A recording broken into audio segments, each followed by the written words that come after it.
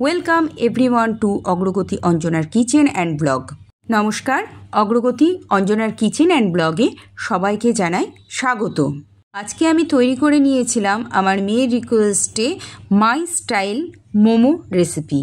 এবার এই my style momo রেসিপিটি কেন আমি বলছি সেটার জন্য একটু বলে নিই। মোমো সাধারণত স্ট্রিট ফুড এবং চাইনিজ একটি রেসিপি, কিন্তু এটি সম্পূর্ণ আমি আমার মতন করে তৈরি করেছি, সেই জন্য এর নাম দিলাম মাই স্টাইল মোমো রেসিপি। আমার মেয়ের যতগুলি প্রিয় খাদ্যের তালিকা আছে তার মধ্যে কিন্তু একটি হলো মোমো রেসিপি আর একটি হলো বিরিয়ানি। এই দুটো যদি আমার মেয়ের সামনে কেউ এনে দেয় তো ব্যাস আর কোনো কথাই হবে না। আমি প্রতিদিনই ওর জন্য কিছু না কিছু নতুনত্ব খাবার দাবার তৈরি করে দেওয়ার চেষ্টা করে থাকি। অনেকদিন আগে ইউটিউবের থেকে আমার কাছে একটি রিকোয়েস্ট এসেছিল মোমো রেসিপি দেখার জন্য। এছাড়া আমার মেয়ে প্রতিদিনই আমাকে বলে যে মা একটু মোমো তৈরি করে দাও। তাই আজকে আমি আমার মতন করে আমার সম্পূর্ণ নিজস্ব চিন্তাভাবনা দিয়ে এবং হাইজিন মেনটেন্স করে তৈরি করে ফেলেছিলাম আজকের মোমো রেসিপি। আসুন এবার মোমো রেসিপিতে চলে যাওয়া যাক। প্রথমেই নিয়ে নিয়েছিলাম আমি 4 থেকে 5টা সলিড বোনলেস চিকেনের পিস, সঙ্গে নিয়ে নিয়েছিলাম 2টো বড় সাইজের পেঁয়াজ, 8-10 কোয়া রসুন ও সামান্য পরিমাণে আদা, 2টো কাঁচা লঙ্কা। এবার মিক্সার গ্রাইন্ডারের বাটির মধ্যে আদা, রসুন, কাঁচা লঙ্কার সাথে একসঙ্গে চিকেনের পিসগুলো দিয়ে আমি একটি পেস্ট বানিয়ে নিয়েছিলাম। গ্যাসের ওভেনে একটি কড়াই বসিয়ে নিয়েছিলাম, তাতে সামান্য পরিমাণে সাদা তেল ও 1 চামচ মতন বাটার দিয়ে দিয়েছিলাম। বাটারটা মেল্ট হয়ে যাওয়ার পর ওর ভেতরে এবার আমি কুচিয়ে রাখা পেঁয়াজগুলোকে দিয়ে দিয়েছিলাম। পেঁয়াজগুলোকে দিয়ে দেবার পর হালকা করে নেড়ে চেড়ে একটা হালকা ব্রাউনিশ কালার ধরলে সেই সময় কিন্তু আমি ওই চিকেনের পেস্টটিকে ওর মধ্যে ঢেলে দিয়েছিলাম। এবার চিকেনের পিসগুলোকে দিয়ে পেঁয়াজের সঙ্গে আমি নেড়ে ছেড়ে আস্তে আস্তে হালকা করে ভেজে নিতে শুরু করে দিয়েছিলাম। পেঁয়াজগুলোকে কিন্তু বেশ কড়া করে ভাজবার কোনো দরকার নেই, হালকা ভাজলেই হবে। তার মধ্যে হালকা ভাজার অবস্থাতেই চিকেনের পেস্টটিকে ওর মধ্যে ঢেলে দিয়েছিলাম।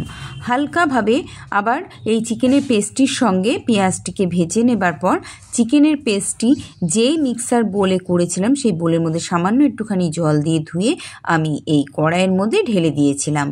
মিক্সার গ্রাইন্ডারের বাটিটা ধুয়ে জল এর মধ্যে দিয়ে দেবার পর এবার আমি এর মধ্যে 1 ঢাকনি সোয়া সস দিয়ে দিয়েছিলাম আর 1/2 চামচ বাটার এর মধ্যে দিয়ে দিয়েছিলাম। তারপর আমি এর মধ্যে সামান্য গুঁড়ো করে রাখা গোলমরিচ ছড়িয়ে দিয়েছিলাম। এবার কড়াইয়ের মধ্যে থাকা চিকেন কিমাটাকে কিন্তু সমানে খুন্তির সাহায্যে নেড়ে যেতে হবে, আর আমিও তাই এটাকে নেড়ে গিয়েছিলাম। এর মধ্যে দলা পাকা চিকেনগুলোকে আমি খুন্তি দিয়ে গুঁড়ো গুঁড়ো করে ভেঙে দিয়েছিলাম। মিক্সার গ্রাইন্ডারের বাটির থেকে যখন চিকেন পেস্টটিকে আমি কড়াইয়ের মধ্যে ঢেলেছিলাম তখন সেই মুহূর্তে কিন্তু চিকেন পেস্টটি সঙ্গে সঙ্গে বড় বড় দলায় আকারে নিয়েছিল। তখন ওই বড় বড় দলা পাকানো চিকেনগুলোকে আমি খুন্তি দিয়ে ভালো করে ভেঙে ঝুরঝুরে তৈরি করে নিয়েছিলাম। মোমোর ভেতরকার পুর তৈরি হয়ে গিয়েছিল। এবার মোমোর বাইরের অংশ কোটিংটাকে তৈরি করবার জন্য আমি 1 বাটি ময়দা নিয়ে নিয়েছিলাম। এবার ওই 1 বাটি ময়দাটির মধ্যে আমি সামান্য পরিমাণে একটুখানি লবণ ও চিনি দিয়ে নিয়েছিলাম ও সামান্য পরিমাণে একটু সাদা তেল ছড়িয়ে নিয়েছিলাম। এবার অল্প অল্প করে জল দিয়ে আমি একটা ডো তৈরি করে নিয়েছিলাম। এবার ময়দা মাখাটিকে আমি এমনভাবে মেখে নিয়েছিলাম যেন ওটা খুব শক্তও ছিল না আবার খুব নরমও হয়নি, মিডিয়াম পর্যায়ে ছিল এই ময়দা মাখাটি। এবার আমি গ্যাসের ওভেনে একটি প্যান বসিয়ে নিয়েছিলাম। সেই প্যানের মধ্যে আমি একটু জল দিয়ে নিয়েছিলাম, পরিমাণ বুঝে জল দিয়ে নিয়েছিলাম।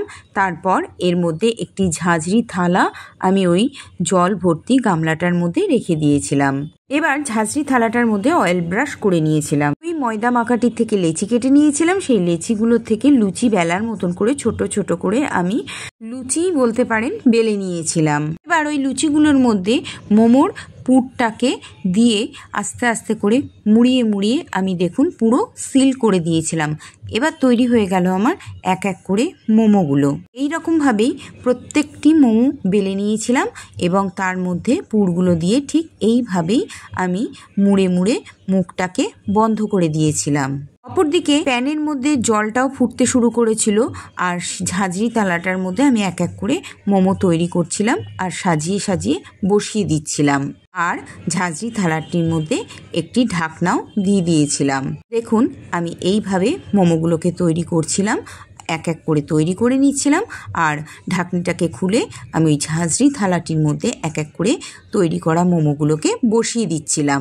এইভাবেই আমি প্রত্যেকটি মোমোকে ভাপ দিয়ে সেদ্ধ করে নিয়েছিলাম। তারপরে আমি একবার মোমো তৈরি করে নেওয়ার পর আবার আরেক খেপ মোমো আমি এইভাবেই তৈরি করে নিয়েছিলাম। আমার এখানে মোমো 12 থেকে 15টা মতন মোমো তৈরি হয়েছিল। মোমোগুলো এক পিঠ বয়েল হয়ে যাওয়ার পর আমি কিন্তু আবার একটি চামচের সাহায্যে উল্টে অপর দিক উল্টে দিয়েছিলাম, যাতে ময়দার কোটিংটা দুই সাইড থেকেই বয়েল হয়ে যায়। এবং দেখুন এগুলো বেশ ফুলে ফেপে কিন্তু ঢোল হয়ে গিয়েছিল। দ্বিতীয় ক্ষেপের মোমোগুলোকে তৈরি করার আগে আমি আবারও একবার ওই ঝাঁঝরি থালার মধ্যে অয়েল ব্রাশ করে নিয়েছিলাম। তারপর এক এক করে মোমোগুলোকে সাজিয়ে বসিয়ে দেবার পর আমি একটি ঢাকনা দিয়ে দিয়েছিলাম। এবার দেখুন আমার সমস্ত মোমো কিন্তু তৈরি হয়ে গেছে। আমি একটি প্লেটের মধ্যে সাজিয়ে নিয়েছিলাম। মোমোর সাথে আমি তৈরি করে নিয়েছিলাম মোমোর স্যুপ। এই মোমোর স্যুপটাও কিন্তু আমি আমার মতন করে আমার স্টাইলেই তৈরি করে নিয়েছিলাম, আর সঙ্গে একটুখানি টমেটো কেচাপ রেখেছিলাম।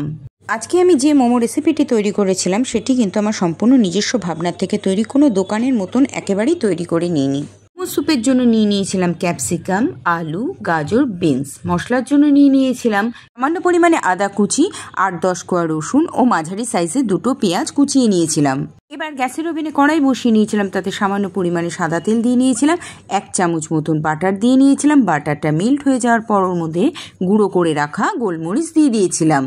এরপর ওর মধ্যে দিয়ে দিয়েছিলাম কুচিয়ে রাখা পেঁয়াজগুলোকে। তারপর এক এক করে সবজিগুলো ওর মধ্যে দিয়ে দিয়েছিলাম।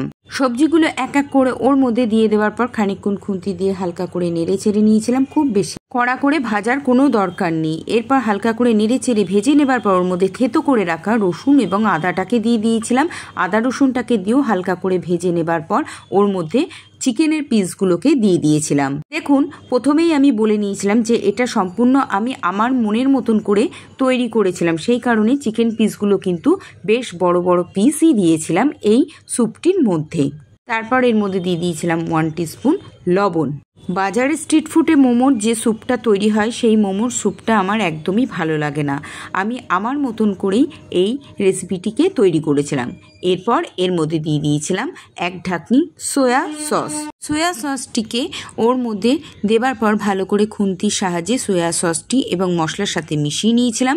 এরপর এর মধ্যে দিয়ে দিয়েছিলাম সামান্য পরিমাণে টমেটো কেচাপ। টমেটো কেচাপটিকে দিয়েও হালকা করে নেড়ে চেড়ে সমস্ত মশলার সঙ্গে মিশিয়ে নিয়েছিলাম। যেহেতু এই রেসিপিটি স্যুপের রেসিপি হচ্ছে, তার জন্য কড়া করে বেশ কষা কষা রান্না করার প্রয়োজন নেই, হালকা করে ভেজে নিতে হবে।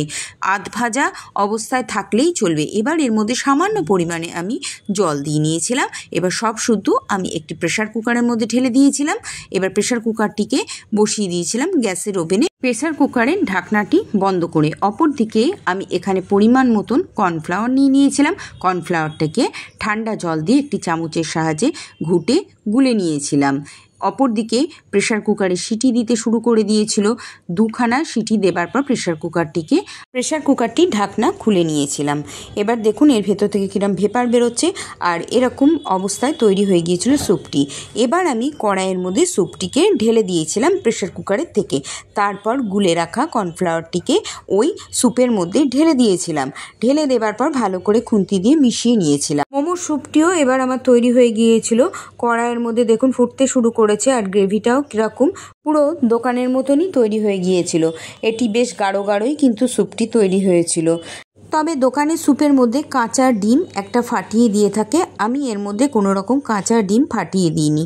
যেহেতু আমি আমার মতন করে তৈরি করেছিলাম এবং হাইজিন মেনটেন্স করেই আমি আমার আজকের মোমো রেসিপিটি তৈরি করেছিলাম, সেই কারণে সম্পূর্ণ আমি আমার মতন করেই আমার চিন্তা ভাবনা দিয়ে এই মোমো রেসিপিটি এবং মোমোর স্যুপটিকে তৈরি করে নিয়েছিলাম।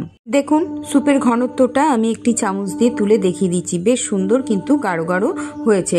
আর এরকম ধরনের স্যুপ দিয়ে কিন্তু টোস্টও খেতে খুব ভালো লাগে। স্ট্রিট ফুড মোমো রেসিপিতে দোকানেতে তৈরি করে সমস্তটা কাঁচা দিয়ে, আমি কিন্তু এখানে হাইজিন মেনটেন্স করেছি। প্রথমে কিমাটাকে কষে নিয়েছিলাম এবং স্যুপটির মধ্যে কাঁচা ডিম অথবা অন্য কোনো কিছু দিইনি, সবটাই আমি হাইজিন মেনটেন্স করে তৈরি করেছিলাম। তো রেসিপিটি কেমন লাগলো কমেন্ট করে অবশ্যই জানাবেন।